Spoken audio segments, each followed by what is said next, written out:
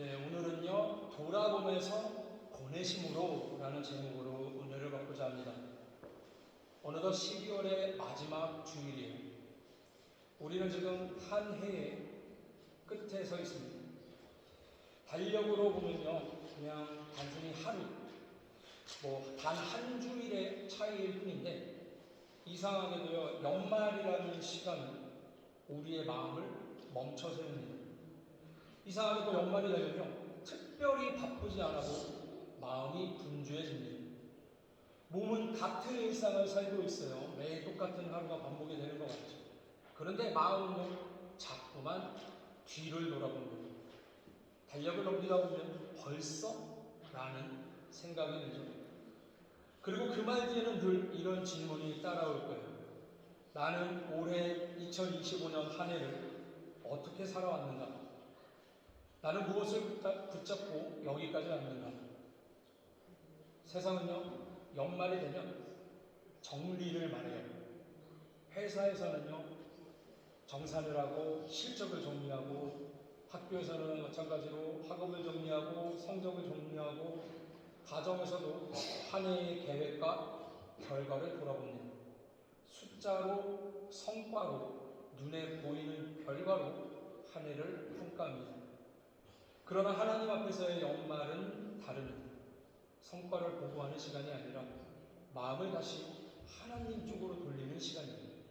잘했는지 못했는지 이걸 따지기보다 내 마음이 어디를 향해 있었는지 평가하는 겁니다. 시편 90편에 모세의 기도가 등장하는데 이런 말씀이 있어요. 시편 90편을 보면 모세가 이렇게 기도합니다. 우리 날 계수함을 가르치사 지혜로운 마음을 얻게 하소서.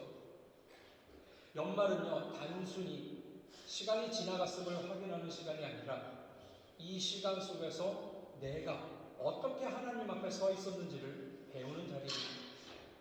하루하루는 바쁘게 지나가요. 그 모든 날들 속에 하나님이 어떻게 나를 이끄셨는지를 배우는 자리입니다. 오늘 본문인 신명기 8장은 이스라엘이 바로 그런 자리에 서 있을 때 주어진 말씀이에요. 이스라엘은 이제 광야의 끝에 와 있습니다. 40년이라는 긴 시간이요, 거의 마무리가 됐어요. 이제 곧 약속의 땅으로 들어가게 됩니다. 우리가요, 새로운 시작을 앞두고 있다면 보통 이렇게 말하죠. 이제 잘해봅시다. 앞만 보고 갑시다. 지난 일은 잊어버립시다. 실패도 아픔도 힘들었던 기억은 전부 묻어버리고 새 마음으로 출발하자고 이야기를 할 거예요. 그런데 하나님은 전혀 다른 말씀을 하십니다. 뭐라고 하세요? 기억하라. 앞으로 더 나아가기 전에 반드시 돌아보라고 말씀하는 거예요. 내 하나님 여호와께서 이 40년 동안 너로 광야의 길을 걷게 하신 것을 기억하라. 하나님은요, 이스라엘 백성들의 시선을 일부러 뒤로 돌리십니다. 왜냐하면요, 기억 없는 출발은 곧 교만으로 흐를 수 있기 때문이에요. 광야는요, 이스라엘에게 있어서 쉽지 않은 시간이었습니다. 낮에는 뜨거운 태양 아래에서 길을 잃을 것 같은 두려움이 있었고, 밤에는 끝없이 밀려오는 불안함이 있었습니다. 어디가 끝인지 알 수 없는 길, 오늘을 살아가기도 벅찬 날들의 연속이었어요. 먹을 것이 없다고 원망했고요, 물이 없다고 불평했습니다. 심지어는 차라리 이집트로 돌아가자 이렇게 말하기도 했어요. 노예였던 과거가 지금 누리고 있는 자유보다 좋아 보일 만큼 광야의 현실은 고달팠어요. 이스라엘의 기억 속에 광야는 실패와 불순종의 역사였습니다. 그렇죠? 그런데 하나님은요, 그 광야를 이렇게 말씀하는 거예요. 내가 너희를 낮췄고 너희를 시험하였고 너희의 마음이 어떠한지를 드러냈다. 하나님은요, 광야를 숨기지 않으십니다. 잘 포장하지도 않으세요. 힘들었다라는 사실을 부정하지도 않습니다. 그러나 분명히 이런 말씀을 주십니다. 내가 그 길에 함께 있었다. 광야의 주인공은요, 이스라엘 백성이 아니라 하나님이셨어요. 사랑하는 성도 여러분, 지난 한 해를 올해를 우리도 비슷한 마음이 먼저 들지 않나요? 잘한 것보다 아쉬운 것들이 더 많이 생각나요. 감사보다 후회가 더 많이 밀려올 겁니다. 아, 왜 그때 그렇게 했을까?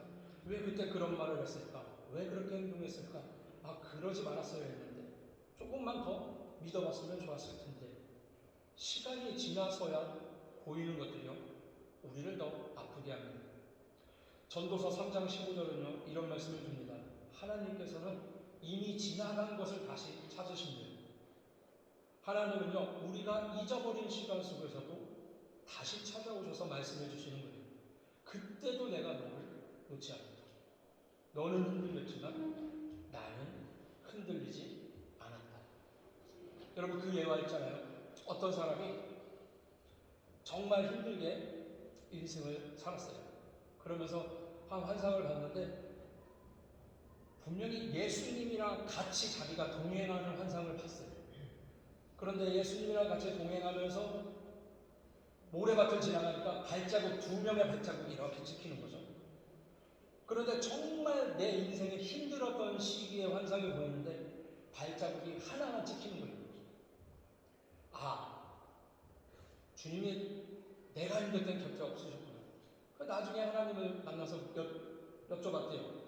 내가 그렇게 힘들 때 왜 내 인생길을 돌아보면 발자국이 하나만 있었습니까? 그때 하나님은 뭐라고 하셨어요? 내가 널 업고 있었다 라고 말씀하셨어요. 여러분, 연말의 신앙은요 자기 자신을 정죄하는 시간이 아니라 하나님의 손길을 다시 발견하는 시간입니다. 내 실패보다 크신 하나님의 신실하심을 다시 바라보는 시간입니다. 다음은 어떤 성도님의 간증이에요. 이분은요 연말이 되면 대부분 그러시겠지만 연말이 되면 가계부를 펼쳐놓고 이렇게 한 해를 돌아본다고 해요. 그러면서 숫자를 하나하나 따라가다 보면 잊고 있었던 순간들이 떠오른다고 합니다. 갑작스러운 지출 뒤에는 병원에 갔던 날이 있었고, 또 누군가의 도움과 손길로 인해 너무 큰 은혜를 받았던 적도 있었고, 또 당시에는 불안으로 기록만 남겼던 그 숫자들이 나중에 보니 어떻게 다가오느냐? 하나님의 돌보심으로 돌아왔대요. 그래서 가계부를 덮을 때 꼭 이렇게 기도한다고 합니다. 주님, 제가 살았네요. 정말 저를 살게 하셨네요. 부족하게 느껴져도 결국은 살게 하시네요. 자, 여러분, 우리는 어떻습니까? 신앙의 가계부를 펼쳐보면 어때요? 우리는요, 손해보는 것들만 더 많이 기억합니다. 인간은 그렇게 세팅이 되어 있어요. 하지만 사실은 우리의 삶이 지켜진 날들이 훨씬 더 많았습니다. 쓰러질 뻔했지만 버텨낸 날들, 포기하고 싶었지만 다시 일어났던 날들 말이죠. 그래서 시편 기자는요 자기 자신에게 이렇게 독려를 해요. 우리 시편 103편 2절 말씀 함께 볼까요? 함께 읽습니다. 시작. 내 영혼아 여호와를 송축하며 그의 모든 은택을 잊지 말지어다. 아멘. 이 말은요 감정이 올라올 때까지 기다리라는 말이 아니에요. 잊지 말라고, 잊지 않겠다고 결단하라는 겁니다. 여러분, 감사라는 것은 단순히 느낌과 감정에만 머무르지 않습니다. 아, 감사합니다. 감정과 느낌에만 머무르지 않아요. 감사는 선택이에요. 그리고 여기서 한 걸음 더 나아가야 됩니다. 기억하고 감사하는 것, 이게요 목적지가 아니라는 거예요. 출발점이에요. 하나님이요 광야를 기억하게 하신 이유는 그 자리에 머물게 하기 위함이 아니었습니다. 오늘 본문인 신명기 8장 말씀, 약속의 땅으로 들어가기 직전에 주어졌어요. 이 돌아봄, 감사해라, 기억해라 하는 것은 멈춤이 아니라 방향을 바로잡기 위한 준비였습니다. 사도 바울이 빌립보서에서 이런 고백을 합니다. 빌립보서 1장 13절과 14절을 함께 읽겠습니다. 시작. 형제들아, 난 아직 내가 잡은 줄로 여기지 아니하고 오직 한 일, 즉 뒤에 있는 것은 잊어버리고 앞에 있는 것을 잡으려고 표대를 향하여 그리스도 예수 안에서 하나님이 위에서 부르신 부름의 상을 위하여 달려가노라 믿습니다. 아멘. 바울이요, 자신의 과거를 모르는 사람이 아니었습니다. 왜냐하면 빌립보서 1장을 보면 나는 히브리인 중에 히브리인이요 8일 만에 할례를 받았고 율법으로는 완전한 자요 흠이 없는 자요 뭐 지파로는 베냐민 지파요 그게 빌립보서예요. 자기 과거 얘기를 다 했던 거예요. 그러니까 바울은 자기 자신의 과거를 모르는 사람이 아니었습니다. 하지만 그는 어떻습니까? 과거에 자기가 예수 믿는 사람들을 잡아 죽이던 것을 과거의 짐으로 들고 달리지 않았어요. 은혜는 기억하되 실패와 자랑에는 묶이지 않았습니다. 제가 예전에 서울에서 사역을 할 때, 불교역자 사역을 할 때, 그때 계시던 한 장로님은요, 한 해를 마무리할 때가 오면 꼭 사진을 한 장 꺼내본다고요. 사진을 이렇게 꺼내보는데, 무슨 사진이냐? 자기 젊었을 때 사진. 리즈 시절의 사진을 꺼내보는. 그리고는 이렇게 스스로에게 묻는데, 나는 이때보다 하나님을 더 신뢰하는가? 이렇게 묻는다는 거예요. 이 질문이 한 해를 마무리하는 신앙의 핵심입니다. 더 편해졌는가? 하나님을 믿음으로 내 삶이 더 윤택해졌는가? 세상에서 뭐 우러러보는 성공을 이루었는가? 이런 게 아니라 내가 이때보다 과연 지금 더 하나님을 의지하고 있는가? 이런 질문을 한다고 합니다.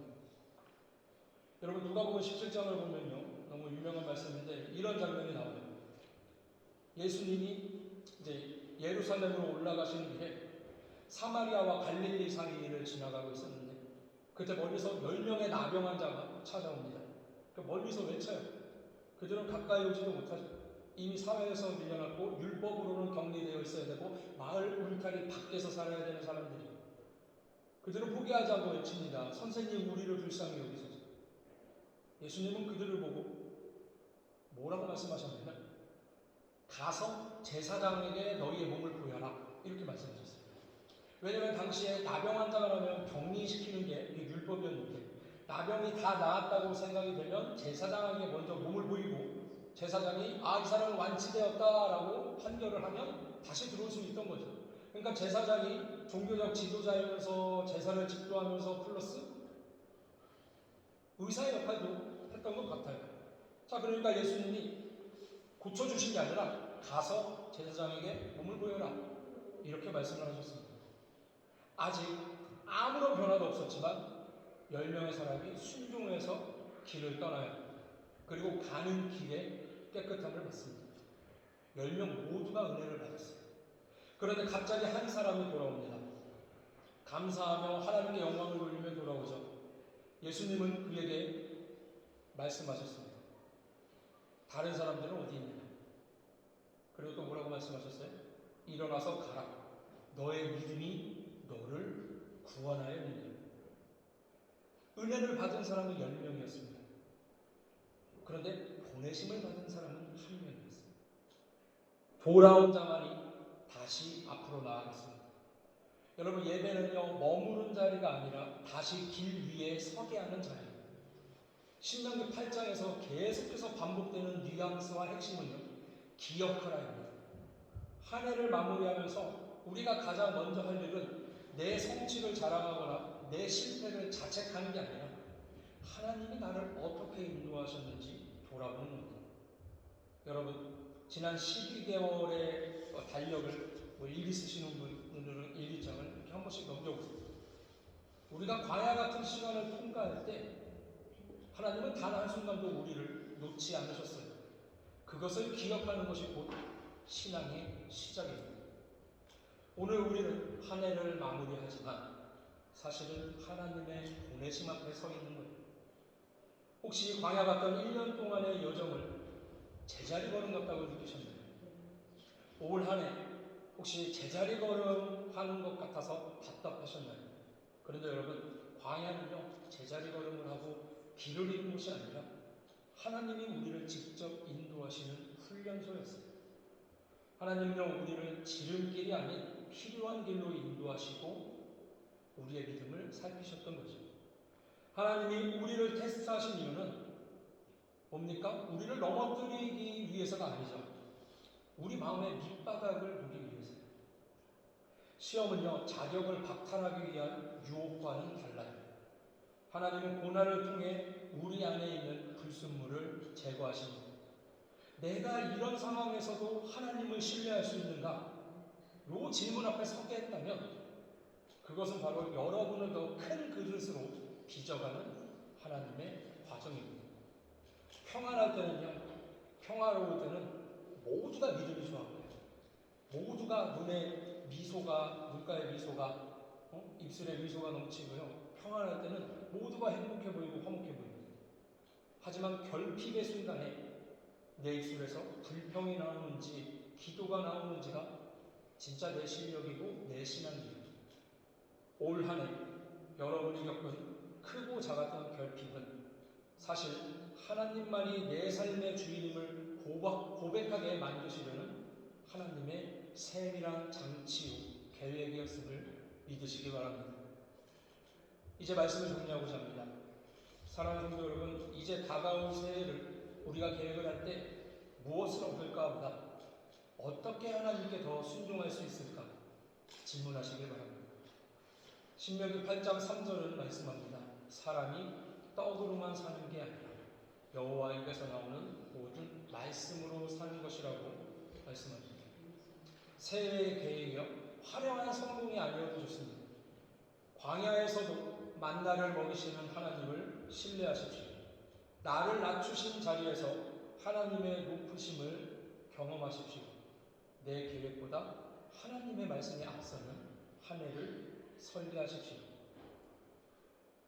시편 126편 기자는 이런 말씀을 합니다. 눈물을 흘리며 씨를 뿌리는 자는 기쁨으로 거두리로다. 아직 거두지 못한 씨앗이 있을지라도 하나님은요 그 눈물을 잊지 않으십니다. 그래서 오늘 우리는 이렇게 고백했으면 좋겠습니다. 주님, 기억하겠습니다. 감사하겠습니다.